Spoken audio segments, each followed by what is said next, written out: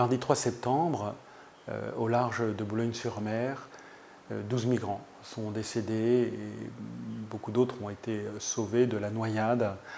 Nouveau drame qui interroge les chrétiens, qui interroge tous les citoyens, qui nous marque tous.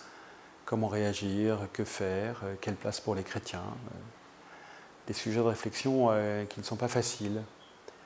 Une invitation peut-être à ne pas s'habituer, à oser le dynamisme du Christ ressuscité de l'Évangile.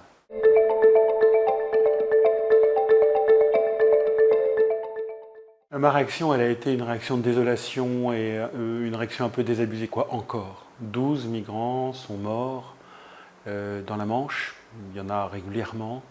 C'est des histoires cassées, abîmées, c'est des gens qui sont partis de leur terre depuis des mois, voire des années.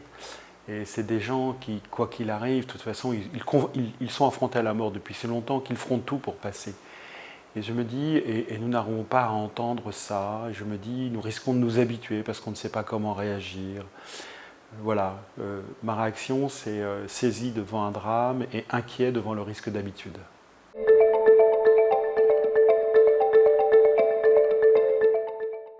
Je ne sais pas exactement ce qu'il faut faire, et pour tout vous dire, je crois qu'il y a un légitime pluralisme politique. On peut imaginer des mesures de divers ordres. Ce que je crois cependant, c'est deux choses fondamentales. D'abord, tant que nous ne poserons pas la question au bon niveau, nous ne progressons pas sur ces questions-là. Qu'est-ce que je veux dire ? Je veux dire par là que les questions, me semble-t-il, sont d'abord des questions de politique et de justice internationale.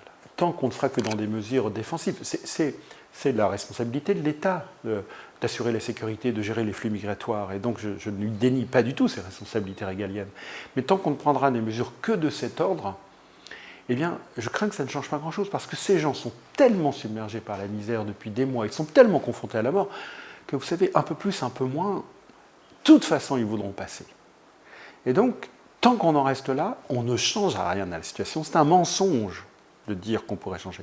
Et donc, est-ce qu'on va poser les questions au bon niveau ? C'est aux questions de la politique et de la justice internationale. Je discutais avec un évêque africain cet été qui me disait, mais il était plutôt, lui, pour une politique migratoire ferme, mais couplée à une véritable aide internationale. Or, nous ne sommes pas du tout à la hauteur sur ces questions-là. Comment nous pouvons aider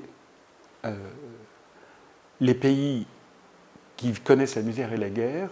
Comment nous pouvons les aider peut-être dans la justice, la guerre, c'est souvent lié aussi à des injustices, mais à retrouver une dynamique qui permette aux populations de rester sur place.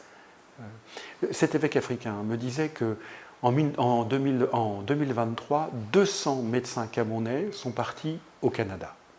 Il me disait, mais c'est une forme de colonisation qui continue. C'est assez fort comme expression. Or, le système de santé au Cameroun est fragile. Et donc, comment est-ce qu'on fait pour peut-être avoir une politique qui tout n'est pas possible, je peux l'entendre, mais alors on travaille à une vraie solidarité internationale. Et ce n'est pas une générosité de notre part, c'est un devoir de justice.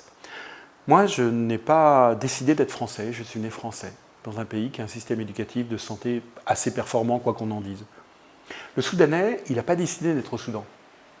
Et quand je fais de l'histoire, je vois bien que la France, elle a su tirer les marrons du feu, elle a su, dans le concert des nations, trouver sa place.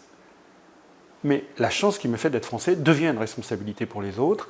Et donc, ce n'est pas une vague générosité, c'est un devoir de justice que de travailler à l'équité des relations internationales. Je crois que c'est à ce niveau-là qu'il faut travailler. Ça, c'est la première chose. J'étais un peu long, mais c'est pour moi décisif. Et la deuxième chose, c'est qu'une personne, en tant qu'elle est là, peut-être qu'il faudrait qu'on puisse faire en sorte qu'elle reste chez elle. Mais en tant qu'elle est là, c'est une personne humaine et je dois respecter sa dignité. Et il y a des solutions qui ne sont pas possibles quand elles ne respectent pas la dignité de la personne humaine.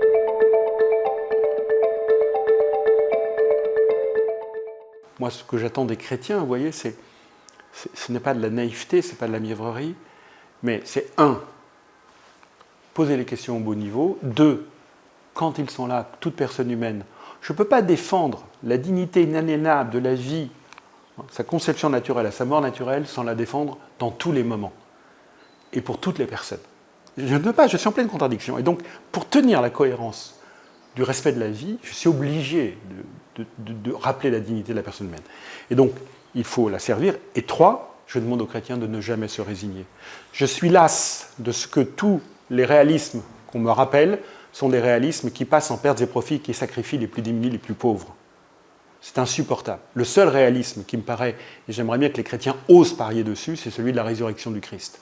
Le Christ est ressuscité, il a vaincu la mort. La résurrection du Christ, ce n'est pas des mots, ça vient nourrir, éclairer, guérir notre intelligence. Et si on se fonde dessus, on va trouver des chemins avec d'autres, avec les hommes et les femmes de bonne volonté. Ne nous résignons pas. Le Christ est ressuscité. Ce n'est pas une légende. Il est ressuscité. La vie a vaincu la mort, l'amour a vaincu la violence. Nous devons être témoins de cela.